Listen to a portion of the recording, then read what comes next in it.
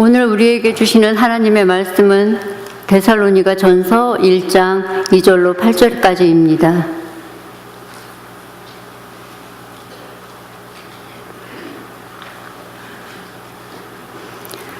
우리가 너희 모두로 말미암아 항상 하나님께 감사하며 기도할 때 너희를 기억함은 너희의 믿음의 역사와 사랑의 수고와 우리 주 예수 그리스도에 대한 소망의 인내를 우리 하나님 아버지 앞에서 끊임없이 기억함이니 하나님의 사랑하심을 받은 형제들아 너희를 택하심을 아노라. 이는 우리 복음이 너희에게 말로만 이른 것이 아니라 또한 능력과 성령과 큰 확신으로 된 것임이니라. 우리가 너희 가운데서 너희를 위하여 어떤 사람이 된 것은 너희가 아는 바와 같으니라. 또 너희는 많은 환난 가운데서 성령의 기쁨으로 말씀을 받아 우리와 주를 본받은 자가 되었으니 그러므로 너희가 마게도냐와 아가야에 있는 모든 믿는 자의 본이 되었느니라. 주의 말씀이 너희에게로부터 마게도냐와 아가야에게만 들릴 뿐 아니라 하나님을 향하는 너희 믿음의 소문이 각처에 퍼졌으므로 우리는 아무 말도 할 것이 없노라. 이 말씀은 살아계신 하나님의 말씀입니다. 아멘. 데살로니가 교회에 대해서 오늘 잠깐 말씀을 나누고자 합니다. 데살로니가 교회는 바울 선생님이 가장 초기에 말씀을 전한 교회라고 믿겨지고 있으며 데살로니가 전서, 후서 자체가 복음서보다도 먼저 기록되어졌다고 저희들은 그렇게 믿고 있습니다. 이 믿음의 초기에 바울 선생님이 첫 산고의 고통을 겪으면서 이렇게 낳은 이 교회, 이 데살로니가 교회를 향한 바울 선생님의 마음은 아주 절절한 사랑이 배어져 있는 것을 저희들이 보게 됩니다. 그러면서 이 데살로니가 교회에 대해서 거기에도 여전히 문제가 많고 안팎으로 도전들이 있었습니다만 오늘 읽는 이 데살로니가 전서 1장 2절서부터 8절까지 말씀에는 이 교회를 향하여서 내가 기뻐하노라 라고 하는 표현을 쓰면서 아주 자랑스럽게 생각하고 있는 것을 볼 수가 있습니다. 이 교회의 기쁨을 바울 선생님이 누리게 되었고 이 교회가 하나님의 택하심을 받은 교회라 느낄 수 있었던 것은 아주 저희들이 기도하면서도 많이 인용하는 구절이지만 세 가지 때문에 그랬습니다. 첫째는 믿음의 역사, 둘째는 사랑의 수고, 셋째는 소망의 인내가 있는 교회였기 때문에 그렇다라고 하는 얘기입니다. 이 세 가지가 있게 될 때에 그 지역사회에 마게도냐와 아가야 지방에 이러한 정말로 좋은 교회가 있다라고 하며 소문이 펼쳐지고 하나님의 살아계심이 이 교회를 통해서 드러난다라고 하는 그러한 교회였다라는 사실입니다. 창립 39주년 그리고 40주년을 바라보고 있는 갈보리 교회도 이 교회가 교회되게 되는 세 가지, 이 믿음의 역사, 사랑의 수고, 소망의 인내에 대해서 다시 한번 저희들이 마음을 저희들이 새롭게 하며 이 세 가지가 저희 교회에 아주 깊은 곳에 뿌리 박혀서 열매로 이 말씀이 자라나게 되기를 간절히 기원합니다. 믿음의 역사, 여기서 역사라고 하는 것은 성경 말씀 보여주시면 감사하겠습니다. 1장 3절의 말씀입니다. 믿음의 역사라고 하는 것은 히스토리, 역사를 의미하는 것이 아니라 work, 믿음이 역동적으로 활동하여 나타나는 것들을 의미하는 것입니다. 우리는 복음을 듣습니다. 믿음은 들음으로부터 나는데요, 그 들려진 복음이 믿어집니다. 믿어지게 되고 그것이 내 머리로만 믿어지는 것이 아니라 마음속에 심중에 씨앗처럼 자리를 잡게 됩니다. 이 믿음으로 그리하여 평상시에는 다르게 생각했던 것들이 이 믿음으로써 삶에서 결과물이 나오는 것, 그것을 믿음의 역사라고 하는 것입니다. 예수 그리스도, 전혀 알지도 못하는 분이지만 그 예수 그리스도가 하나님의 사랑으로 십자가에서 우리를 위하여 고난 받으셨고 우리를 위하여 십자가에서 돌아가셨으며 그분이 부활하셨다는 것이 믿는 것, 듣는 것만이 아니라 믿겨질 뿐만 아니라 삶의 중요한 핵심 가치로 자리를 잡게 되는 것입니다. 그러면서 내 삶 속에 이 믿음이 드러나고 사람들과의 관계에 있어서, 재정관에 있어서, 시간관에 있어서 영향력을 미치게 되는 것, 이것이 바로 믿음의 역사인 것입니다. 이 믿음은 우리에게 생명을 줍니다. 이 생명은 우리가 알고 있는 없어질 생명이 아니라 영원한 생명인 것입니다. 이것을 가르쳐서 영생이라고 합니다. 이 영생의 까닭은 우리가 장생, 오래 살아서가 아니라 영원한 하나님께서 주시는 생명이기 때문에 그렇습니다. 이 영생을 누리며 이 영생의 열매들이 우리 삶 속에 맺혀지게 되는데 그게 바로 또한 믿음의 역사입니다. 평상시 같았으면 사람을 왜 용서를 해줍니까? 용서가 뭐예요? 자기 속에 있는 자존심과 내가 믿고 있던 모든 것들을 다 끄집어내는 것입니다. 그러며 믿음으로 그 사람을 품어 안는 겁니다. 죽는 게 쉽지요, 용서는 더 어렵습니다. 자존심을 내버리는 거거든요. 내가 믿어왔던 것들을 내버리는 거거든요. 나를 해쳤던 사람을 미워하는 것이 아니라 받아들이는 것이 용서이기 때문입니다. 그러나 그게 믿겨지는 겁니다. 용서가 바른 길로서 이해가 되는 것입니다. 내가 왜 희생을 합니까? 내가 받아야지요. 내가 부족한 게 얼마나 많은데, 내가 왜 나눕니까? 할 것도 많은데요. 얼마나 지금 있는 삶을 유지하기도 바쁜데 하나님의 일이라고 하여서 왜 저희들이 그러한 나눔과 희생을 합니까? 그런데 그러한 것들이 내 일상보다 훨씬 더 중요한 것처럼 믿겨지는 겁니다. 그것이 바로 귀한 일로서 여겨지는 것입니다. 이 믿음으로 그래야 해서 그 믿음에 따라서 살게 되는 게 믿음의 역사인 것입니다.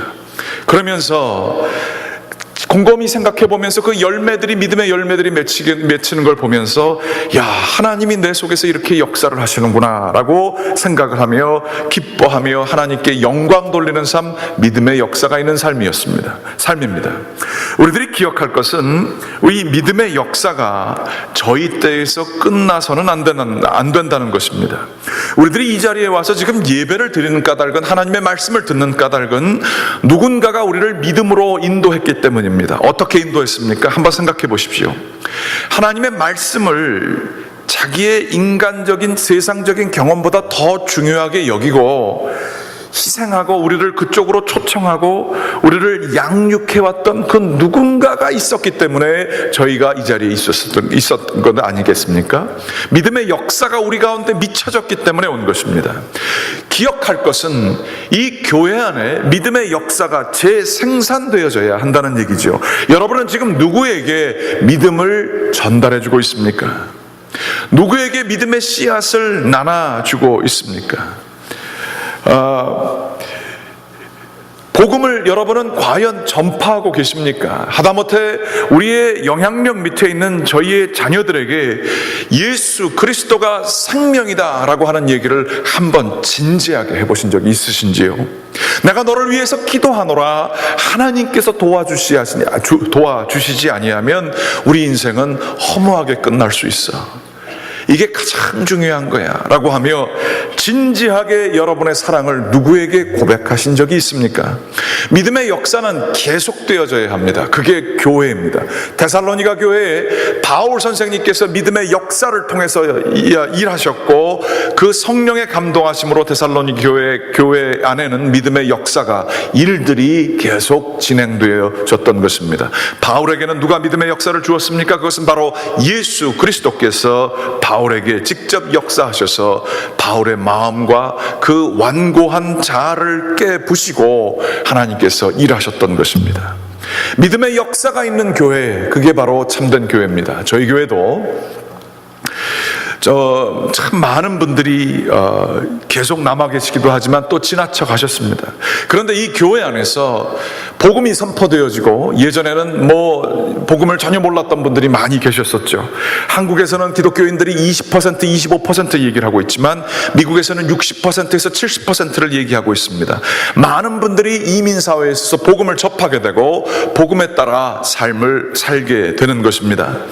그러면서 성경 공부를 하면서 예배를 드리면서 믿음이 뿌리를 자라게 됐고, 그 믿음이 그들 삶 속에서 역사를 하게 된 것을 저희들이 보게 됩니다. 원하옵고 기도하옵기는 이 믿음의 역사가 여러분 가운데에서 그 파도가 계속 밀려와서 또한 우리들을 통하여 믿음의 역사가 재생산되어지기를, 믿음이 우리 가운데 더욱더 자라나고 그리하여 우리를 통하여서 남들에게 나눠지는 역사가 계속 있는 교회가 되기를 주님의 이름으로 축원합니다.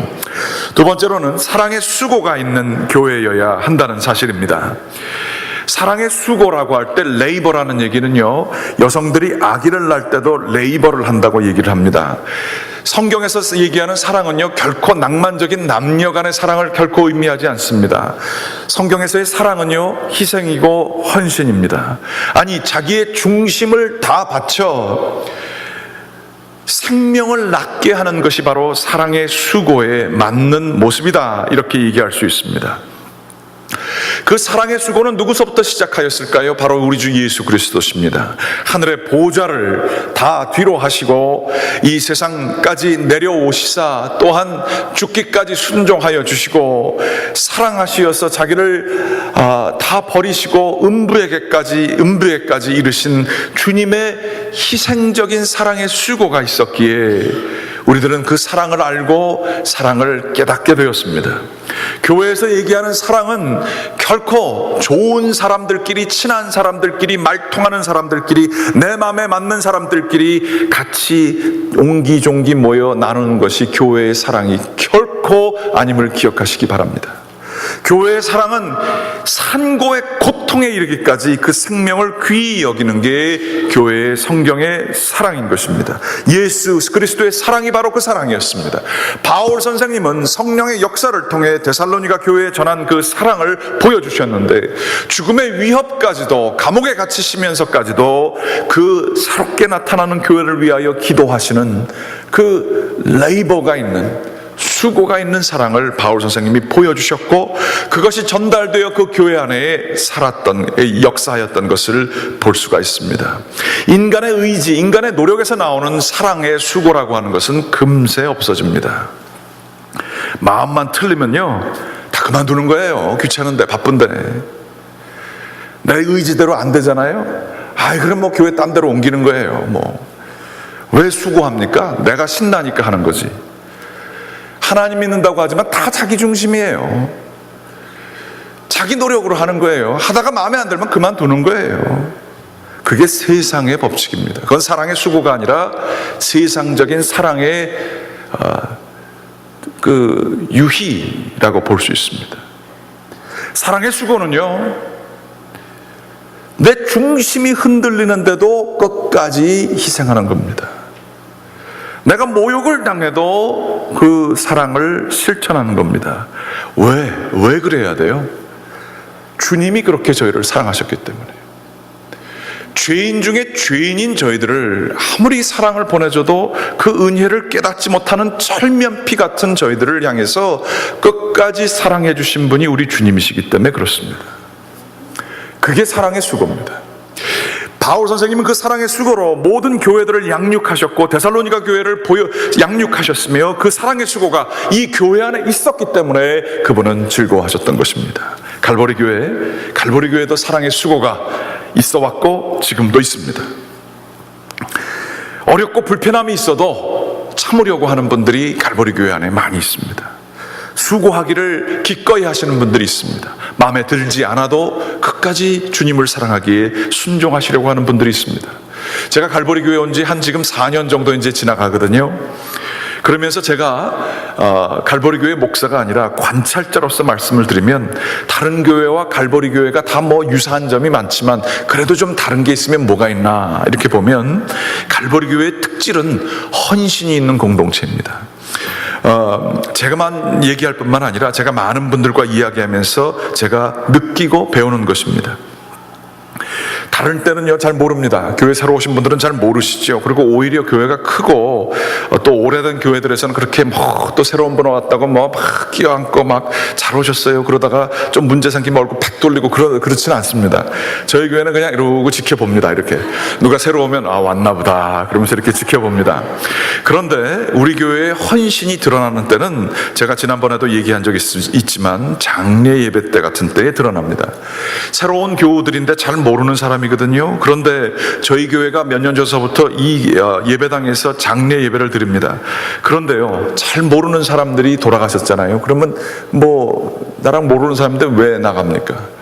그런데 저희 교회에 장례 예배를 드리면 대부분 이 자리가 거의 찹니다. 150에서 200명 이상 정도가 참여합니다. 물론 돌아가신 분들이 더 뭐 사랑 관계가 잘 돼 있고 그 가족이 사랑 관계가 잘 돼 있으면 꽉 차는 경우도 있지만 제가 여기서 장례를 집전하면서 150명이 안 되는 장례를 집전한 적이 없습니다. 그 중에 반수 이상이 다 갈보리 교회 분들이었었습니다. 반수 이상 훨씬 더 많이 됩니다. 왜 그럴까요? 갈보리 교회 공동체에서 받은 은혜가 있고 사랑의 수고를 경험한 사람들이 있기 때문에 내가 잘 모르지만 교회에 누구 어떤 분이 돌아가셨다 하면 헌신하려고 하는 사람들이 있습니다. 깊게 그렇게 뭐 얄팍하게 팔팔 끓는 남비처럼 서로 환영하는 건 아니지만 서로가 서로에 대한 깊은 헌신이 있습니다. 갈보리 교회 힘들고 어려울 때 다른 교회로 나가신 분들도 많이 계십니다만 갈보리 교회를 그리워하십니다. 그러면서 갈보리 교회를 여전히 사랑하시는 그 잊지 못하는 그러한 끈적끈적한 깊이가 있습니다. 갈보리 교회에 헌신이 있기 때문에 그렇습니다. 저는 이게 얼마나 감사한지 모릅니다. 그런데 갈보리 교회의 헌신이 저희들만 좋아서 즐기는 사랑의 유희가 돼서는 결코 안 될 것입니다. 갈보리 교회의 헌신이 그저 저희들끼리 사이가 좋은 공동체 정도로 돼서는 결코 안 될 것입니다. 그것은 성경이 얘기하는 사랑의 수고가 아니기 때문에 그렇습니다. 정말로 이 사랑의 수고가 향하는 방향은 믿지 않는 자들, 하나님을 모르는 사람들, 하나님을 제대로 만나지 않은 사람들, 그리하여서 이 세상의 풍조에 따라 사는 사람들, 하나님의 깊으신 은혜를 모르는 사람들을 향한 사랑의 수고여야 할 것입니다. 제가 늘 강조하면서 하는데 우리 교회에서 1년에 속회에 속하신 분들은 2번 정도는 다 같이 여기에 계신 분들 빠짐없이 속회에서 봉사하시도록 저희들이 권면하고 있습니다.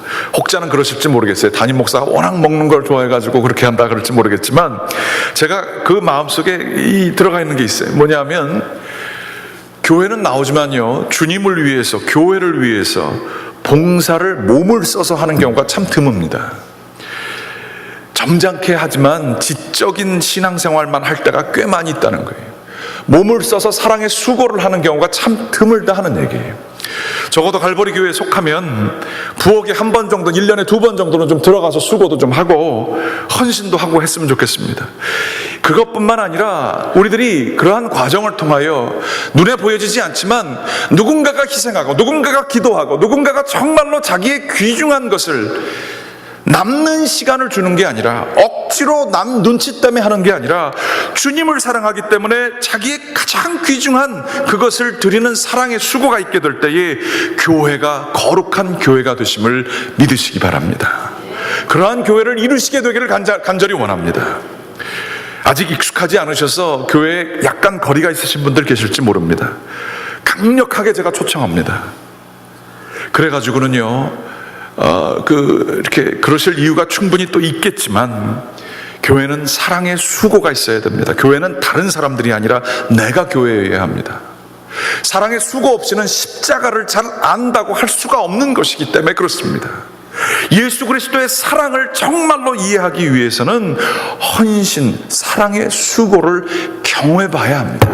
사랑하다가 배반도 당해 봐야 되고요, 사랑하다가 고난도 당해 봐야 예수 그리스도의 사랑이 뭔지를 조금 더 알게 되고 더 감사하게 됩니다. 교회에 헌신하다가 상처 좀 받으시기 바랍니다. 교회 좀 헌신하다가 말 구설수에도 좀 오르시기 바랍니다. 교회 열심히 하시다가 난 눈치 보느라고 이거 내가 더 해야 되나라고 하는 그 과정도 겪으시기 바랍니다. 그러나 끊임없이 주님을 위하여, 내가 사람들 때문에 하는 게 아니라 주님을 위하여 헌신하는, 교회뿐만이 아니라 삶의 현장 속에서도 그러한 사랑의 수고를 아는, 십자가의 진리를 아는 여러분들 되시기를 간절히 축원합니다. 세 번째로는요, 소망의 인내가 데살로니가 교회에 있었습니다.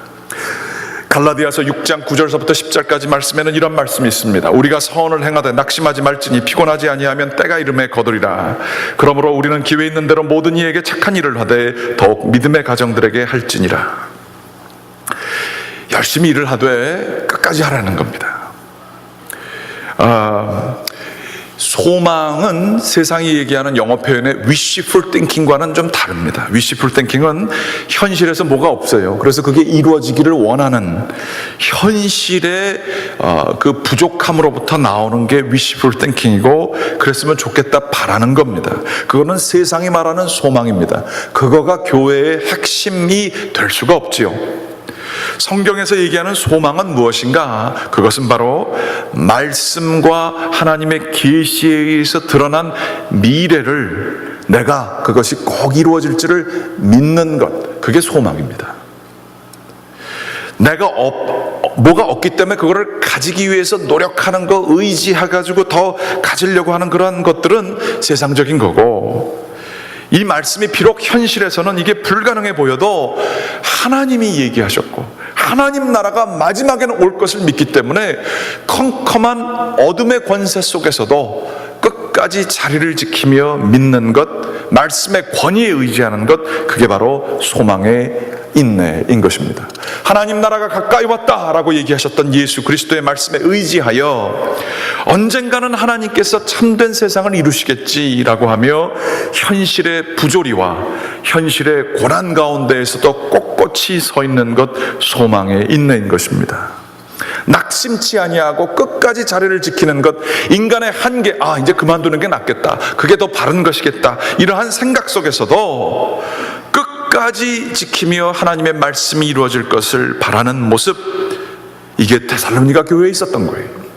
고난과 핍박이 있었습니다. 그 당시에 예수 그리스도를 믿는 사람들이 많지 않았기 때문에 핍박이 있었어요. 왜 그런 신흥 종파에 가서 있느냐라고 하는 핍박들이 있었고, 또 예수 그리스도를 믿게 될 때에 세상을 전복시키려고 하는 세력이다라고 하는 비판이 바울 선생님과 그의 추종자들에게 있었던 것입니다. 그런데도 이 사람들은 하나님의 나라가 반드시 오실 것을 믿었던 것입니다.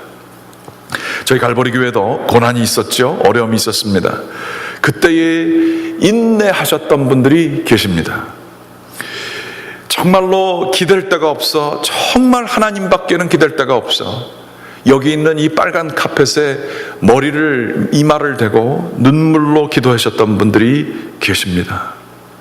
소망에 인내죠. 하나님, 이 교회를 붙들어 주실 것을, 이 교회에 하나님 역사하실 것을 믿습니다. 기도했던 분들이 계십니다. 교회 안에도 계시고 교회 밖에도 계십니다.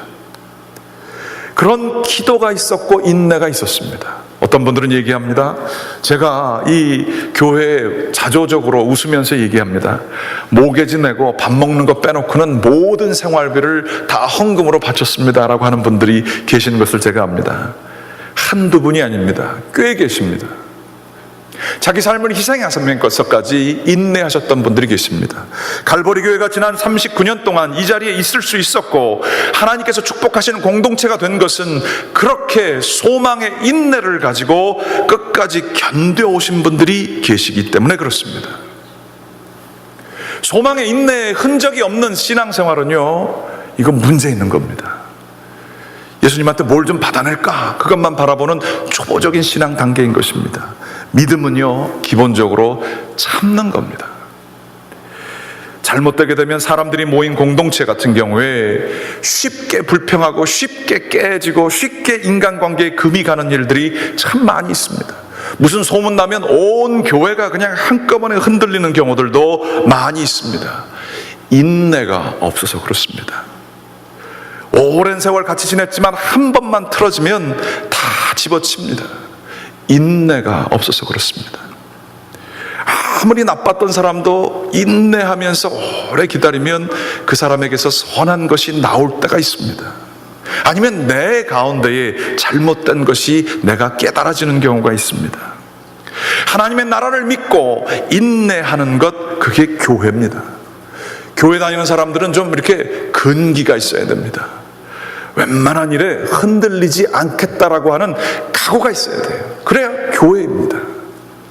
바로 이러한 믿음의 역사, 사랑의 수고, 믿음의 소망의 인내가 있는 것, 바로 데살로니가 교회였고 저희 갈보리 교회도 더욱더 이러한 믿음의 흔적들이 있게 되기를 주님의 이름으로 간절히 축원합니다. 제가 교회가 뭘까라고 생각하면서 고민하면서 어떤 이야기를 나눌까 그러면서 이렇게 보던 중에 이 얘기를 보면서 이게 참 가슴에 감동이 왔었습니다. 돈키호테에 대한 얘기입니다. 돈키호테는 그 스페인 지역에 있었던 옛날에 그 스페인의 과거의 전통적인 세력, 기사도 같은 것들을 유희적으로 표현한 것이기도 하지만 그런 과정 중에 인간의 본질에 대해서, 아니 그 깊은 그 어떤 가치를 보여준 작품이라고도 볼 수가 있습니다. 돈키호테는 책을 열심히, 세르반테스라고 하는 사람은 책을 열심히 읽다가 정의의 기사가 되겠다고 하면서 약간 정신이 이상되어서 세숫대야를 자기의 모자인 줄 알고 쓰고서는 자기 같이 부리던 산초를 데리고 나갔던 사람입니다. 그 사람이 그 풍차를 바라보면서 싸우는 그러한 정신 이상적인 일들을 많이 하였습니다. 그런데 그 과정 중에 사랑하는 한 여인을 보게 됩니다. 이때의 세르반테스는 나이가 한 60 정도 됐는데요. 그 사랑하는 여인은 한 15, 16 정도 되게 되는 알돈자라고 하는 창녀였었습니다. 주점에 허드렛 일을 하면서 때로는 몸도 파는 일도 했습니다. 이 사람은 어떤 생각을 가지고 있는 사람이었냐 하면 이러한 노래를 불렀습니다. 따질 것 없어. 이 세상 왜 이런지 알 필요도 없어. 어떠한 놈들도 다를 바 없어. 다 똑같아. 다 똑같아. 누구든 원하는 거 하나, 특별한 놈 내게 없어. 묻기도 전에 알 수 있어. 당신들은 다 똑같아. 그러니 사랑 따위는 다 집어치워. 필요 없어. 돈이나 듬뿍 집어주는 만큼 내가 돌려줄게. 따질 것 없어. 이 세상 왜 이런지 알 게 뭐야. 어떤 놈도 다를 게 없어. 다 똑같아. 다 똑같아. 수없이 지나간 밤들, 지쳐버린 내 몸뚱이, 남자를 품을 때마다 가슴속엔 분노만이. 어떤 놈이든 다 지겨워. 이런 인생 그래 싫지만 어쩌겠어. 나는 알돈자. 내 선택은 내가 하는 것. 어떤 놈도 다를 게 없어. 다 똑같아. 다 똑같아. 굉장한 냉혹한 현실을 경험한 그 여인의 현실주의적인 아주 차갑고 잔인하기 짝이 없는 모습을 스스로 인식하며 살고 있는 이 알돈자라는 여인에게 이 돈키호테가 사랑에 빠진 겁니다.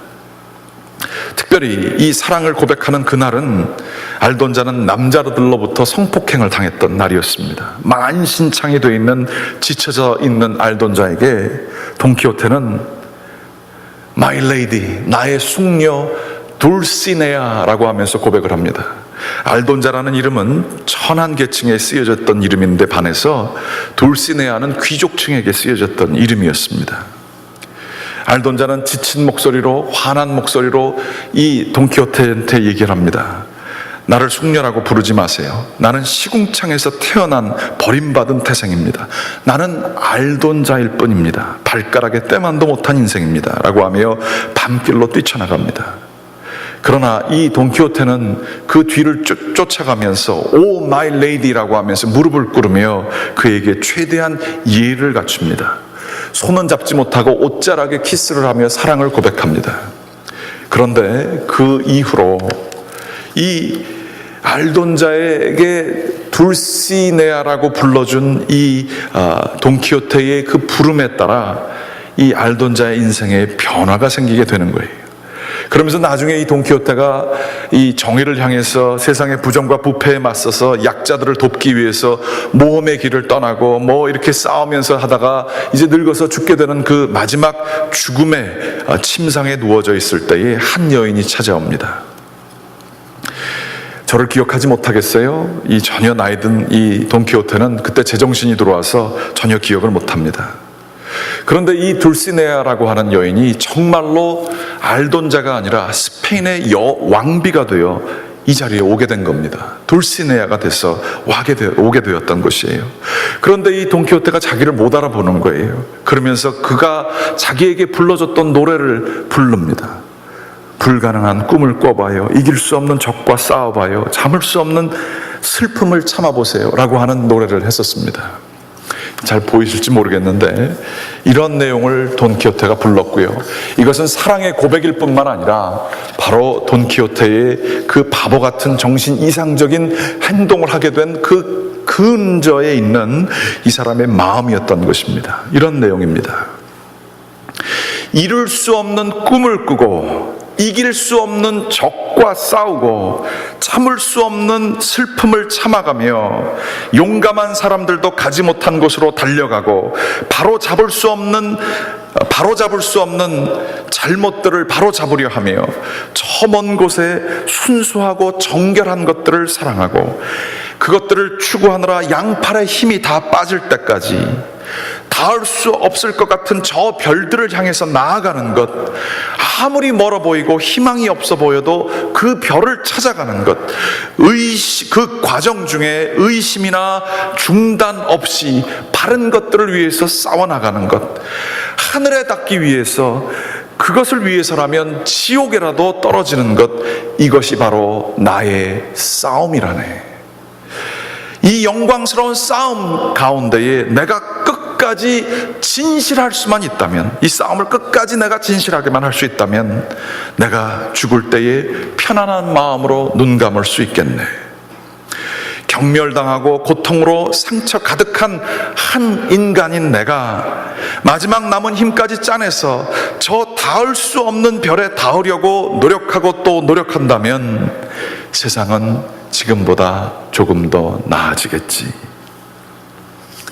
저는 이 돈키호테가 불렀던 노래, 그래서 알돈자라고 하는 창녀, 그 창녀를 정말로 삶의 변화를 줘서 둘시네아로 만든 이 이야기가 예수 그리스도와 우리와의 관계를 묘사한다고 생각합니다. 예수 그리스도는 불가능한 꿈을 꾸셨던 분이십니다. 우리를 믿겨지세요? 하나님의 자녀라고 불러주셨습니다. 우리가 가치 있는 인간이라고 해주셨습니다. 그것을 위해 나의 모든 것을 다 내놓겠다고 얘기하셨습니다.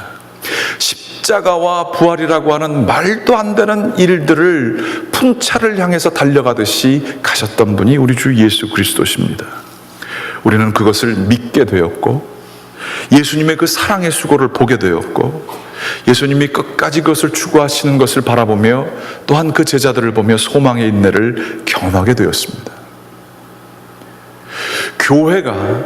교회가 될 수 있는 것은요, 그리고 교회여야만 하는 모습은 세상 속에 저희가 돈키호테가 되는 일입니다. 얼마나 마음속에 우울하고 두려운 마음을 가지고 정말로 현실 속에서 꿈도 못 꾸면서 하루하루 간신히 살아가는 사람들이 많은지 모릅니다.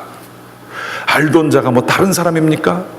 냉혹한 현실 속에서 꿈도 못 꾸면서 처절하게 살아가고 있는 그 영혼들 알던 자 아니겠습니까? 돈키호테는 이런 얘기를 했습니다. 세상에서 가장 미친 짓은 현실 속에 안주하며 꿈과 이상을 포기하고 살아가는 것이다 라고 얘기했습니다. 우리들이 그런 모습이 있지 않나요?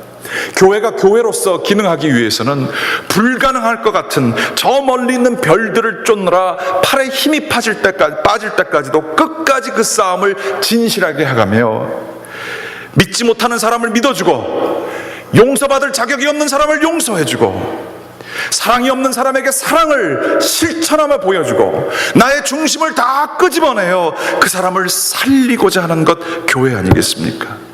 원하옵고 기도하옵고는 갈보리 교회에 이 놀라운 믿음의 역사와 사랑의 수고와 소망의 인내가 있어 왔습니다. 앞으로도 더 그것이 깊어져서 이 교회를 통하여 더 많은 둘시네아들이 생겨지게 되기를 주님의 이름으로 간절히 축원합니다.